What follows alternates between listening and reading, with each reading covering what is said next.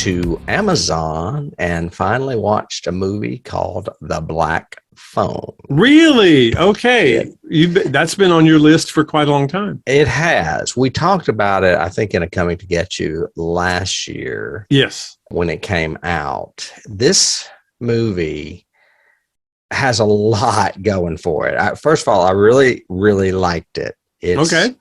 It's written by Joe Hill. For those of you who don't, it's based on a story by Joe Hill. And for those of you who don't know who that is, that's Stephen King's son. Who's carrying on the horror legacy. He's been carrying the mantle. Yes, he has. Uh-huh. It was directed by Scott Derrickson, who we are familiar with, even though we may not realize it. Scott Derrickson directed Doctor Strange.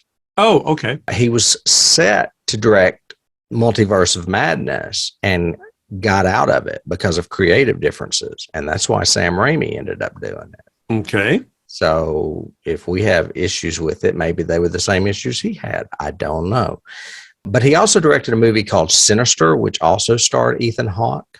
Mm-hmm. And he did the remake of The Day the Earth Stood Still. So yeah, we're not going to go there. Yeah, we're not going to go there. I've never seen it, and I know you don't like it. But he is obviously an established director that knows what he's doing. So I felt like I was in good hands when I was watching this movie. It's about a creepy child abductor, and he gets this kid and keeps him in a basement, and there's a black phone on the wall that's disconnected.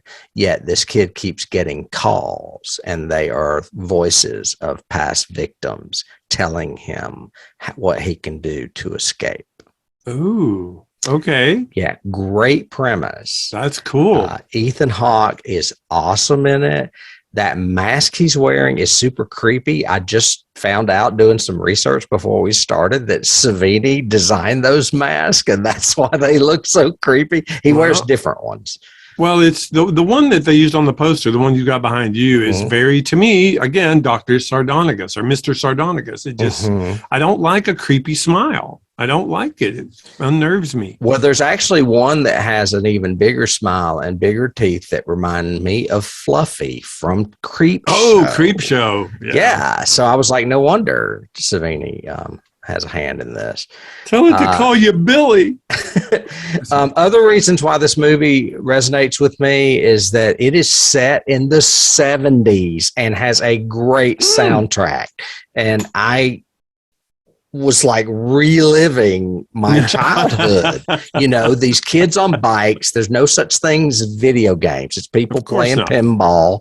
It's, you know, there's no cell phones. There's no cable. There's barely any television. There were only three channels. Three channels. Right. So this movie resonates with me. I highly recommend it. It only got 83% on Rotten Tomatoes. I would have given it a higher score, at least a 90. And it is on Prime Video. So go check it out. That's excellent.